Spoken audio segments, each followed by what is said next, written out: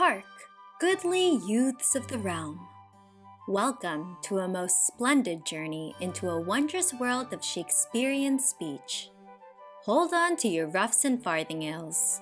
Today, we shall unlock the secrets of the bard's language and learn how to talk like true Shakespearean actors. Fear not, for 'tis easier than it seems. Let us venture forth into the realm of common phrases and expressions in Shakespearean style.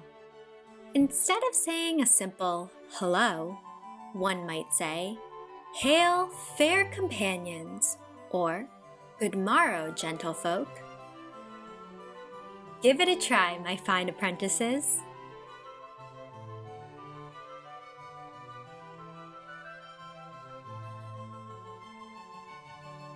Instead of, "I don't know," one might exclaim, "I am ignorant in that matter."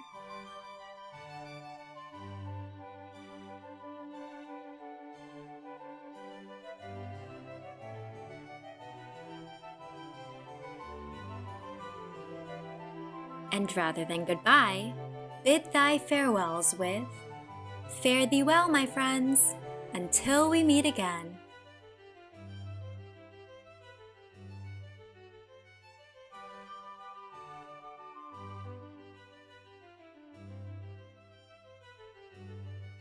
Now, let us practice the art of speaking with passion and grandeur as befits the stage of Shakespeare himself. Imagine thou art upon the grand stage of the Globe Theatre, and let thy words ring out with power and eloquence. To begin our quest, let us not merely speak, but create images with our words, using none other than the timeless tale of Romeo and Juliet as our guide.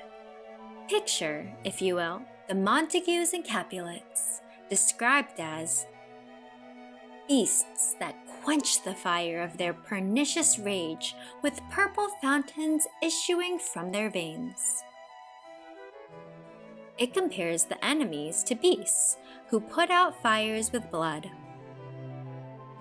Instead of saying, "Romeo is handsome," one might say, "Behold Romeo, a youthful Adonis, with locks of golden fire that dance upon his brow, and eyes that sparkle like stars in the midnight sky."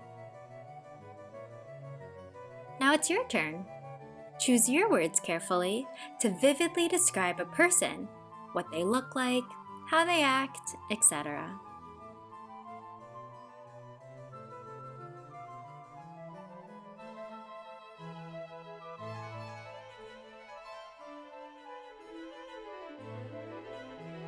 Let us refer to the environment, just as Juliet did when she spoke of her undying love for Romeo, describing how, "When I shall die, take him and cut him out in little stars, and he will make the face of heaven so fine that all the world will be in love with night and pay no worship to the garish sun."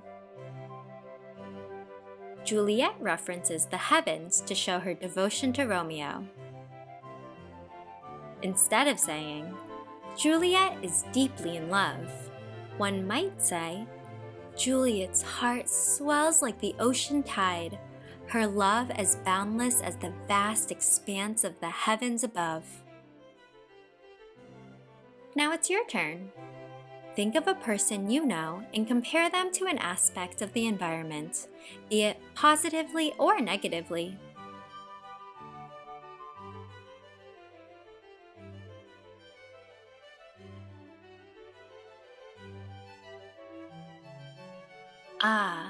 But let us not shy away from complexity, my dear scholars. Romeo uses this when he speaks about his unrequited love for Rosaline, asking, "What is it else? A madness most discreet, a choking gall, and a preserving sweet?" Saying that his love both chokes and saves him reflects how complicated our feelings can be. Instead of saying, "Romeo feels both happy and sad," one might say, "In Romeo's heart, joy and sorrow wage an eternal battle, like sunlight piercing through storm clouds on a tempestuous day. Now it's your turn. Let us use contrast to explore a difficulty or challenge someone might face during an activity they enjoy.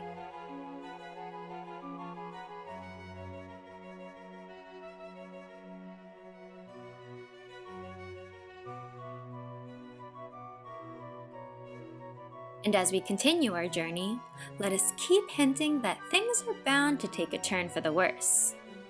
For example, when Romeo says, "I dreamt a dream tonight. My mind misgives some consequence, yet hanging in the stars shall bitterly begin his fearful date with this night's revels." Consider how you might refer to the stars or fate to imply that things will take a nasty turn. Instead of saying, "Everything will be fine," one might say, "Though the stars may shine bright tonight, their celestial dance foretells of shadows lurking in the corners, waiting to eclipse the light." Now it's your turn. Consider how you might weave the threads of destiny and consequence into your own tales, hinting at the twists and turns that lie ahead.